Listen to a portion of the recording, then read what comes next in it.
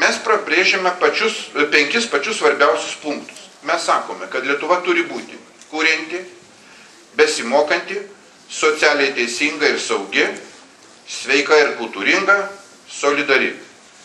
Turbūt kertinis visos mūsų programos akmuo glūdi būtent solidarumo principo įgyvendinime. Laikomės nuostatos, kad mokesčių politika turi būti nukreipta žmonių socialinės gerovės kūrimui.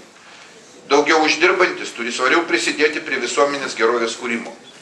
Todėl vykdysime mokesčių reformą, siekdami, kad didesnė negu dabar šalies bendrojo vidaus produktų dalis mokesčiais būtų perskirstoma per biudžetą ir nacionalinius fondus.